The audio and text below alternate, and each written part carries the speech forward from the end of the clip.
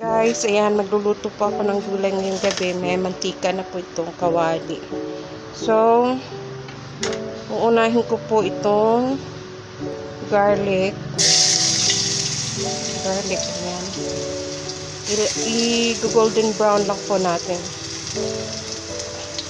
Mas maigi po yung gagamit tayo ng kawali na non-stick.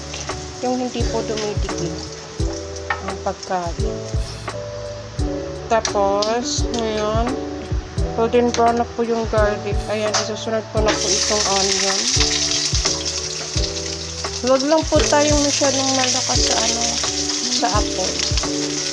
Para hindi po madaling masunog yung niluluto natin. At saka maigi rin po pagka non-stick po yung kawali na gagamitin natin. Yan, thank you.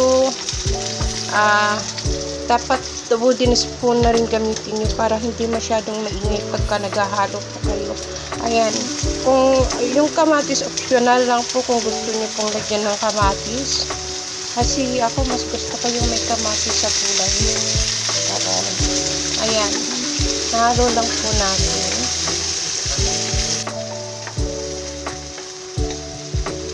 Para tipid, kailangan isang kutsara lang ng mantika at saka yung apoy nasa medium heat lang po tayo. Huwag po siyang masyadong malakas. And then, ayan, ngayon, susunod na po natin itong karne. Giniling po. Ayan.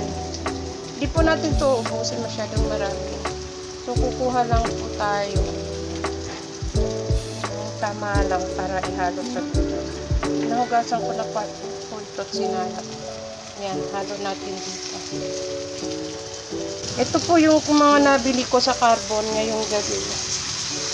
Bali, itong giniling po worth 50 pesos lang po siya. Yan, tama na po yan. Yan lang po ihahalo ko. Ako kasi pag nagluluto ako, hindi talaga ako mahilig magpalakas ng apoy. Para di nasusunog yung lutuin ko at saka pwede ko iiwan. Ngayon naman,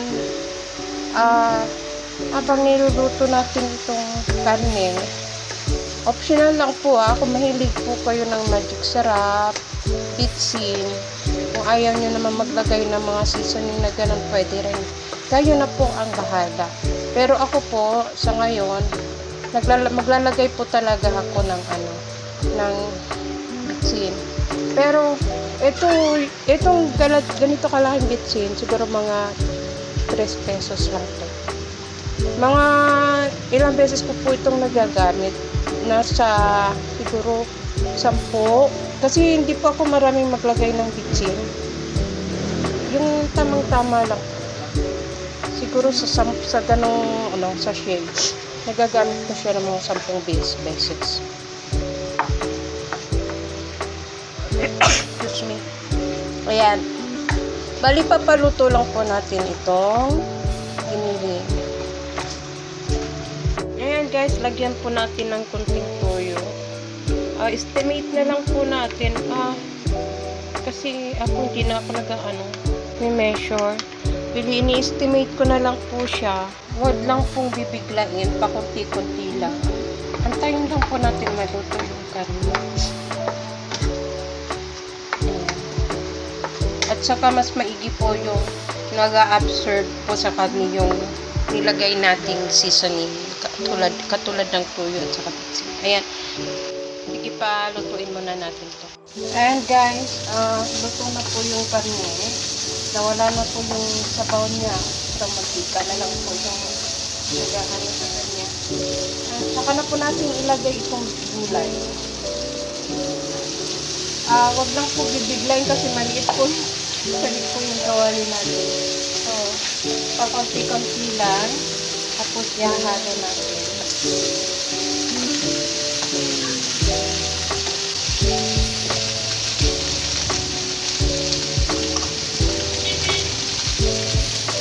Pag binigla po natin ilagay lahat agad, hindi po natin mahahalo ng masin. Kaya, pakunti-kunti lang. Kasi pag lumambot naman po yung gulay, lumiliit po din. Saka na po natin lagyan ng sabaw. Mamaya na po natin lagyan ng tubig. Haluin na natin.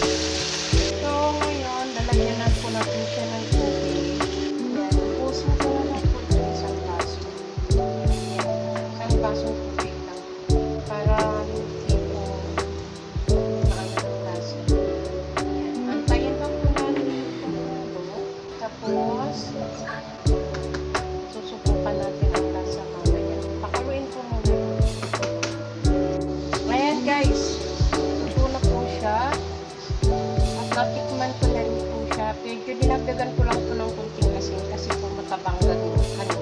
So, ito luto na po siya. Pwede lumit po yung gulay dahil luto na. Ayan, nag-shrink po yung gulay. So, yung sabaw naman tamang-tama. So, ayan guys. Luto na po yung gulay natin. So, i-serve na po natin siya. Pagka tapos na pong magluto lahat. Okay. So, ngayon, sasangin na po natin dito sa sa bowl yung gulay. Siya lang po ito sa isang bowl. So, ito po yung ulam namin ngayong gabi. Yung nabili ko po sa Carbon Public Market. Ayan. Bali, 15 pesos yung gulay, yung spinach. Plus yung karne niya, hinati ko po yung 50 pesos na karne. Ayan. So, ito na po yung finished product niya po.